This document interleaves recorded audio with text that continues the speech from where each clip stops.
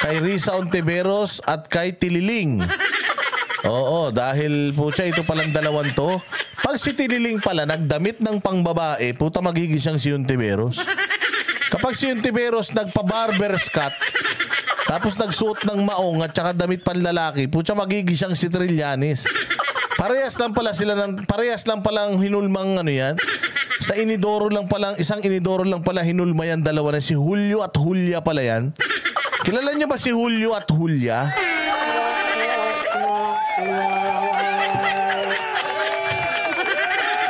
Si Julio at Julia ang kambal ng tadhana. Oo, si Trillanes yun at saka si Trillanes yun at saka si Ontiveros. Pucha yan, pag silang dalawa naghawak ng kamay, putang ina makapangyarihan yan. Makakabuo sila ng isang malaking tae.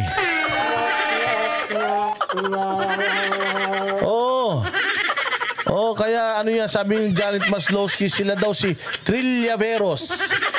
Oh, kasi parehas na ano yan eh. Parehas na utak, ano yan, utok bulinaw. Oh, utok bulinaw. Pag pinagsama mo yan, putang ina. Oh, lalong magiging walang silbi yan. Ang kambal ng kasinungalingan, tama ka dyan, Diego Latigo. Si Julio at Julia, ang kambal ng kasinungalingan. Walang hiya talaga na yan. Maris Sandoval, yung edad ko, hindi ko inabot yan. Ang inabot ko na lang ay yung SpongeBob SquarePants. Naikwento lang sa akin yan eh. Naikwento lang. Oh, ito na. Oh, hindi susuko sa pagsubok, boss da. Yan ba yun? Hindi susuko sa pagsubok si Julio at Julia? Tayo na, ang tindi nga niya ni Julio at Julia. May mga sila, sila Pudong. Di ba nandiyan dyan yung si Pudong? Yung mga kalaban nilang mga Chinese.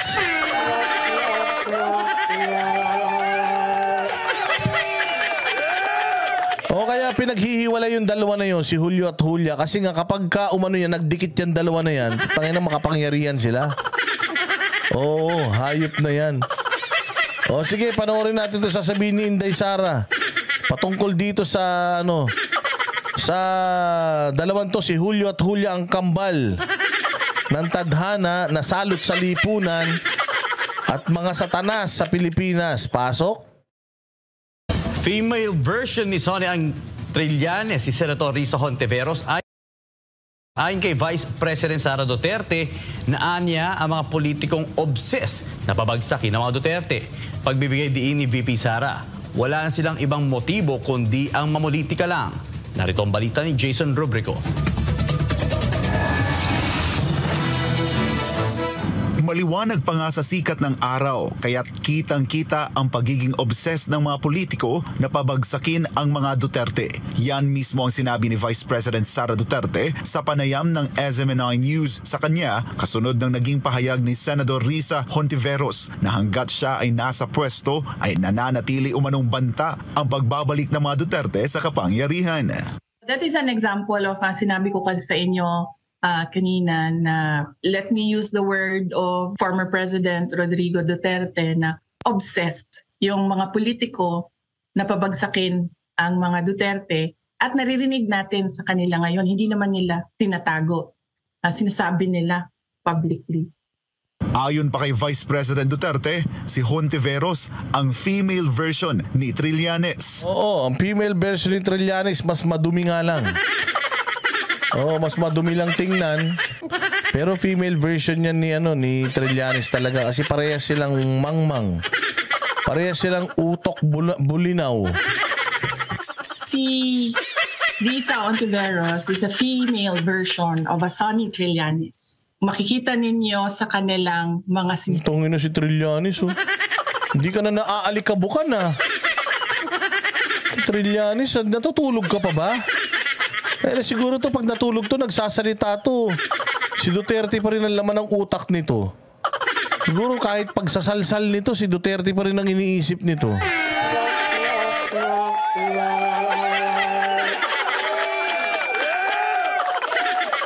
Ayun pa.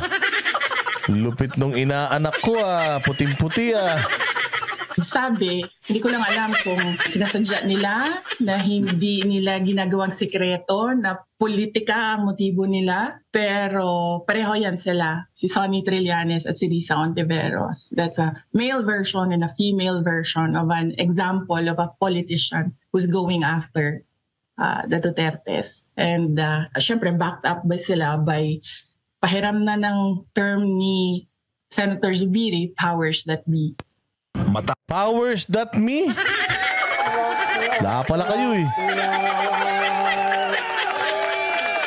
Punta na si Trillanes, no? Hindi, alam mo, meron kaming isang malaking personality na dinescribe ito si Trillanes as a well-dressed man, a well-dressed person, pero utok bulinaw. Oh, he's more concerned about his looks than what's inside his head. Oh, ang sakit nga nun eh. This is coming from a very a high profile politician o political personality Oh, sabi niya si Trillanes daw ay not a strand of hair na nakatikwas. He's more conscious about his looks than his brain. Grabe naman, ang sama ng ugali nung nagsabi na yun. Pero in fairness talaga kay Trillanes, malakas talaga yung arrive niya kasi makapalang mukha niya eh. Kaya, Diego Latigo, puta, titiga mo na tong future mayor mo. Kaya na baka baguhin yan, baka yung Caloocan gawin niyang independent state sa Pilipinas. Tatandaan na nagsampa ng mga kaso si Trillanes laban kay dating Pangulong Rodrigo Duterte, Congressman Paulo Duterte at maging sa asawa ni Vice President Duterte na si Attorney Manasseh Carpio. Sabi ni VP Sara na taong 2016 pa lang noong panahon pa ng eleksyon ay wala nang ibang ginawa si Trillanes kundi ang habulin ang mga Duterte. Si former Senator Trillanes, dati pa naman siya, nakikita na ninyo, is always after the Duterte, 2016 pa lang. So nakita ninyo na politika yan lahat. Wala na yan siyang ibang motibo, kundi politika lang. Klaro naman yan. Politika talaga. Taki mo sinong hinahabol ni Hontiveros. Puta, riding in tandem yan eh. Sinong hinahabol ni Hontiveros? Si Kibuloy. Sinong hinahabol ni Trillanes? Si Pastor, PRRD. Parehas tanga yan eh. Ang dami-daming issue ng bayan. Napakadaming problema ng Pilipinas. Putay na yan, napakadaming problema ng Pilipinas. Tapos ito, ang inaasikaso ninyo yung mga nakaraan pang administrasyon ng mga issue. Pati pastor, hinahunting ninyo, hindi nyo hanapin yung 1.4 billion per day. Yung 90 billion na PhilHealth money, hindi yun asikasuhin yung dalawa kayo, mga aso kayo. Sabi ni Diego Latigo, babatuhin ko ng kamatis yan. Uy, sikat na sikat kaya yan. Meron isang meeting, parang meeting di abansya na yung pinuntahan ni Tanga eh. Sinisigawan pa siya ng mga tao, tuwan-tuwa siya. Kala niya talaga mananalo siya sa Caloocan eh. Oh, puchay, ubusin niyo pera ni Trillanes. Pera niyo yan.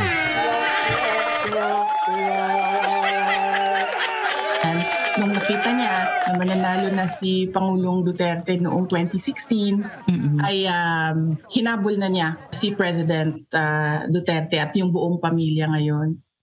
Samantala, kamakailan lang ay sinabi ni VP Sara sa isang pahayag na ang Pilipinas ay pinamumunuan ngayon ng mga taong walang katapatan sa trabahong kanilang sinumpaan. Pero sino ba ang tinutukoy ng pangalawang Pangulo? Kung sino yung nakikita ninyo nagre-react publicly and privately sa mga sinasabi ko, yan yung mga tao na Sos, mga taga-Congress, putangin na ninyo, kayo pala yun eh. React kayo na react eh. Mga hinayupa kayo, react daw kayo ng react. Tangin na nyo, buti nga sa inyo si Inday Sara ng inyong katapat. Siguraduhin ni Inday Sara na every time natututukan siya ng camera, matatay kayo ng slide. Mga pulgas, tama. Mga pulgas ni Romualdez. Diyan sa Kongreso, putang ina, kahulan ng kahulan. Akala mo mga asong ulul. Oh, makikita niyo yan kung sino yung mga panayang pa-interview. Makikita niyo yan. Tatamaan sa mga sinabi ko sa statements ko kahapon. Yung hindi tapat sa serbisyo, hindi tapat sa kanilang trabaho at hindi tapat sa pagsisilbi sa taong bayan ng Pilipinas. Kung mayroon kayo narinig na nagre-react privately, nag-off the record, or yung meron kayo nababasa dahil nagpapa-interview, tinatamaan yan. Ayun, ang galing mo talaga dun. Ina niyan, tapos ngingitian ka ng ganyan. Tapos ngingitian ka ni Inday ng ganyan. Puta, ang ganda-ganda. Kita mo naman yung ipin niyan. Parang si Inday Sara pagising sa umaga, amoy angel's breath yung hininga. Si Inday Sara lang yung babae na pag gumising sa umaga, amoy mabango pa din. Yung iba dyan, yung in-interview ng mga pisot na mga bisdakol, yung mga bisjakol na mga pisot, yung in-interview nilang babae, putang ina, mukhang kalyo.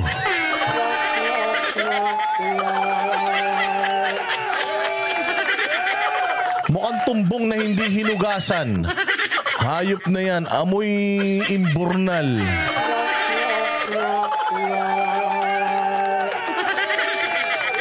Hana Joy, si Kokak, anong amoy? Puta, yung amoy nun ni Kokak, amoy cabinet yun. Oo. Yung mga ganung muka, yung muka ni Kokak, mukhang ano talaga, amoy albatros, hindi. Amoy mothballs yun. Alam mo yung, di ba yung cabinet mo na kahoy na may salamin pang ganon? Pagbukas mo nun, may mga mothballs yun. Amuyin mo yung loob ng cabinet na yun. Palagay ko ganon ang amoy ng babae na yan.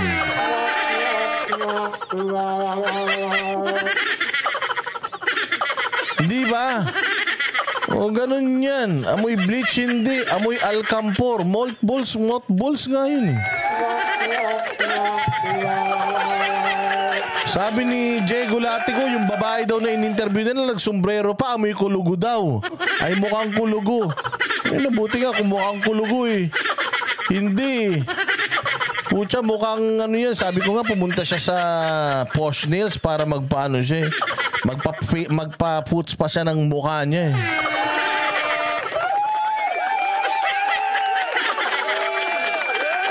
Diba ang ganda-ganda ng presidente natin, future? Pucha, ang swerte mo talaga, man, Scorpio. Buisit ka. Kung ako, asawa ni Inday Sara, puta na kahit sa nagsisi-CR siya, kasama ko pa rin yan. Baka maagaw sa akin yan. Pakagandang babae nitong buisit na ito. Kung anong pangit ni PRRD, siya namang ganda nito ni Inday Sara.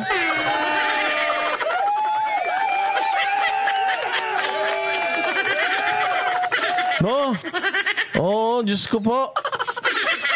Oo, kung ano lang talaga, kung si mukha ni PRD, pucha, mukhang sanggano talaga eh. Mabuti na lang talaga PRRD, nalahian tong mga anak mo. Kung hindi, pucha, wala. Buti na lang mga pogit magaganda talaga. Sila kaya nagre-react. Sa gitna ng napakainit na politika sa Tinan mo mukha niyan? Tinan mo kumukha ng tatay natin? Hindi naman pogi yan, ang daming babae. Pero hindi, totoo lang ha, si PRD, maliit ang mukha niya. At saka maliit yung, mukhang artista to si PRD, yung mukha niya ang liit. O kahit yung kapatid niya si Sir Bong, parang mga artistahin yung mga mukha nila, ang liliit, mga mukha silang mga mga mukha silang mga artista, si Piolo at saka si Baron Geisler.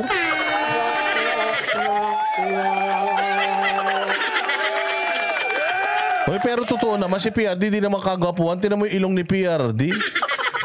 Yung ilong ni PRD parang pinagtampuhan din ng tadhana eh. Pero kita mo naman yung mga anak, di ba? Minsan ganun talaga. Minsan swerte-swerte din yan eh. Tinan mo si Trillanes. Tinry ng mga magulang niya mag-mix-mix ng mga kung ano-ano. Ayun ang kinalabasan. Tinan mo naman to si PRD, simple lang yan. Pilipinas, may payo naman ang pangalawang pangulo sa mga opisyal ng gobyerno. Tinan mo si Baste,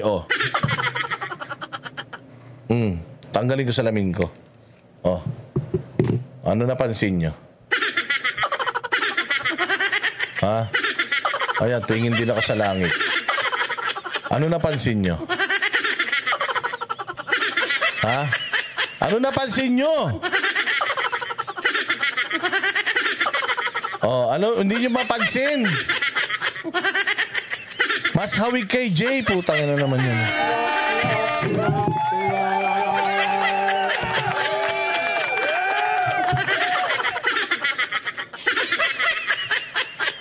Hindi nyo ba napansin parehas kami ng damit?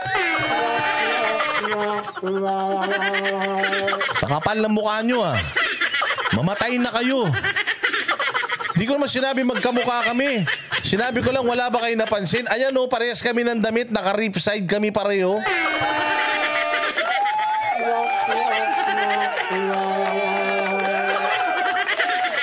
O, kala nyo naman kamukha ko. Hindi ko masyado kamukha yan. Kung kamukha ko yan, di lima ng lima na asawa ko.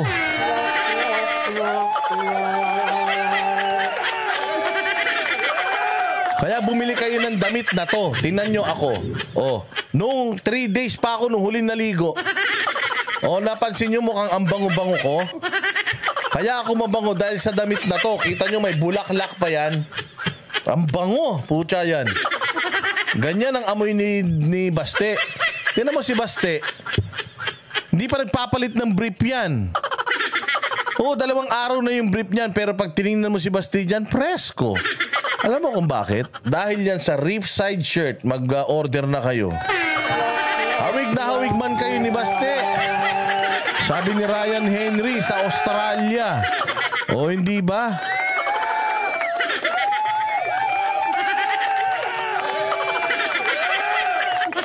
O yan yun.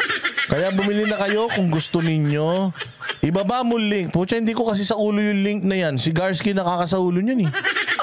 Oo, si Garsky sa ulo ng link na yan. Lagi ko nakakalimutan niya. Kahit ngayon banateros.com, hindi ko na ano. O, banateros.com ha. O, banateros.com, mag-follow kayo dyan. Pag nagla-live tayo dito, nakikita nyo din dyan. Pasok. Napakainit na politika. Exciting yan sa mga politicians eh. Pero masama yan sa bayan. Diba? So ang advice ko, number 1, sa ating mga government officials, sa ating mga politicians, at sa mga ordinaryong mamamayan, tutukan natin ang trabaho natin. Paulit-ulit ko yan sinasabi noon. Kahit nasa DepEd pa ako, pasimple lang ako na nagsasabi na tigilan muna natin yung politika. Wala namang eleksyon eh. Bakit hindi natin tutukan yung trabaho natin? Oo nga. Tanginan yung tong mga congressman, mga senador, mga presidente natin eh. Hindi nyo tutukan yung problema ng Pilipinas. Hindi naman si Inday Sara problema ng bayan. Problema nyo lang si Inday. Pero hindi kayo bayan. Kaya wag nyong problemahin si Inday. Isang tao lang yan. Ang problemahin nyo Pilipinas. Eh ngayon, ginising nyo na si Inday. Puta, humanda kayo. Inday, sa susunod, name drop naman.